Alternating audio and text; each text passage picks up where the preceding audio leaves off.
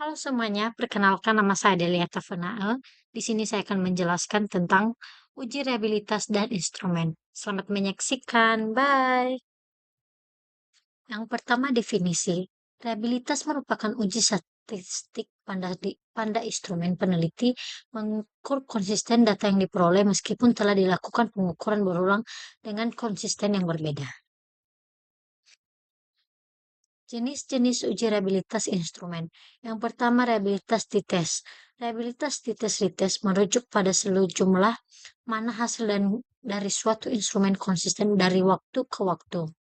Rumus korelasi Pearson untuk reliabilitas dites yaitu di mana koefisien korelasi Pearson nilai reliabilitas X adalah skor pada tes pertama, Y adalah skor pada tes kedua, dan N adalah jumlah subjek data. Yang kedua, reliabilitas konsistensi internal. Reliabilitas konsistensi internal adalah ukuran beberapa konsisten hasil dari berbagai item dalam sebuah instrumen pengukuran yang dirancang untuk mengukur konstruk yang sama. Konsep yang sama adalah koefisien alpha Kromen. Koefisien alpha Krom adalah suatu metode yang paling umum digunakan untuk mengukur reliabilitas konsistensi internal, di mana rumusnya dapat dilihat keterangannya. K adalah jumlah item dalam tes atau kuesioner. I adalah variance untuk setiap item. T adalah variance total dari suatu tes atau kuesioner. Yang ketiga, reliabilitas antara penilai. Reliabilitas antara penilai mengukur sejumlah mana dua atau lebih penilai memberikan penilaian yang konsisten ketika mengevaluasi hal yang sama. Ini penting dalam penelitian kuantitatif atau ketika penelitian bersifat subjektif. Koefisien Kappa digunakan untuk mengukur reliabilitas antara penilaian ketika penilaian atau verifikasi bersifat kategorik nominal, di mana PO itu adalah proses kesepakatan yang diamati antara penilai, yang PE adalah proporsi kesempatan yang diharapkan secara acak, dan interpretasinya K1 sama dengan menunjukkan kesepakatan sempurna.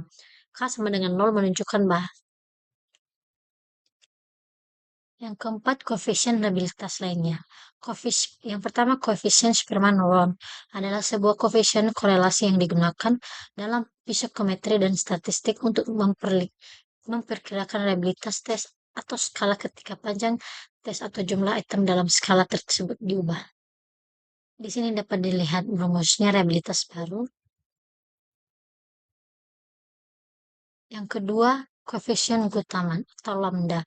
Koefisien Guttaman digunakan untuk mengukur reliabilitas konsistensi internal yang lebih konservatif dibandingkan dengan alpha Kroben. Selanjutnya, uji person product moment. Uji korelasi person product moment merupakan uji statistik parametrik yang bertujuan untuk mengetahui tingkat kerataan hubungan dari dua variabel atau lebih. Di sini dapat dilihat rumus korelasi koefisien, di mana XI adalah variabel independen, XI adalah variabel dependen, dan N adalah banyaknya sampel. Cara mengukur reliabilitas. Yang pertama, reliabilitas instrumen merupakan tingkat konsisten hasil pengukuran suatu alat ukur ketika digunakan dalam kombinasi yang sama.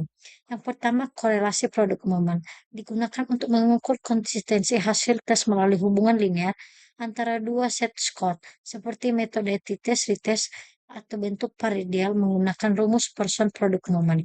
Yang kedua, kode Rickers atau KR20 dan KR21 digunakan untuk tes dengan item decommitting.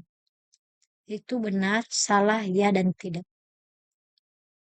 Cara mengukur reliabilitas yang ketiga, alpha Kromen, digunakan untuk instrumen dengan lebih dari dua kategori jawaban seperti skala Likert dan rating scale.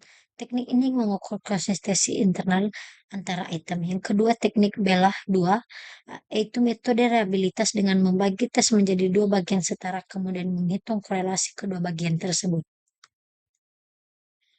Homogenitas, equivalence, dan analisis. Uji homogenitas digunakan untuk mengetahui apakah beberapa varian populasi adalah sama atau tidak. Uji ini dilakukan sebagai persyaratan dalam analisis independen sampel dites dan ANOVA asumsi yang sama. Ekuivalensi. Pengujian reliabilitas dengan uji ekuivalen dilakukan dengan cara mencoba instrumen yang berbeda tetapi ekuivalen atau sebanding atau dengan sepadan.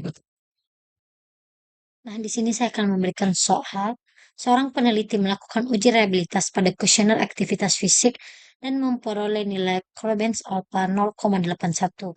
Apakah kesimpulan yang tepat? A. Instrumen tidak valid. B. Instrumen reliable. C. Instrumen harus diganti. D. Data ini tidak dapat digunakan. Jawabannya adalah B. Instrumen reliable. Nilai Corbens alpha lebih dari 0,70 menunjukkan instrumen memiliki konsistensi yang artinya kuesioner dapat digunakan dalam penelitian karena hasil pengukurannya stabil dan dapat dipercaya. Soal yang kedua, uji reliabilitas sebuah kuesioner menunjukkan nilai Cronbach's alpha 0,50. Apakah sebaiknya dilakukan peneliti? A. Langsung memakai instrumen. B. Mengganti responden. C. Memperbaiki item pertanyaan. D. Mengurangi jumlah sampel. Jawabannya adalah C. Memperbaiki item pertanyaan. Pembahasannya karena nilai reliabilitas lebih dari 0,70 menunjukkan instrumen yang kurang konsisten, peneliti perlu mengevaluasi atau memperbaiki pertanyaan agar instrumen menjadi lebih reliable. Soal yang ketiga, apa tujuan utama dilakukan uji reliabilitas instrumen penelitian? Yang itu A. Mengetahui jumlah sampel. B. Menilai konsistensi instrumen. C. Menentukan desain penelitian. D. Menentukan variabel penelitian. Jawabannya adalah B. Menilai konsistensi instrumen. Dikarenakan uji reliabilitas bertujuan untuk mengetahui apakah instrumen memberikan hasil yang tepat dan konsisten. Instrumen yang reliable akan menghasilkan data yang lebih akurat dan dapat dipercaya. Sekian dari hasil pemaparan saya. Semoga video ini dapat bermanfaat buat kita semua. Bye.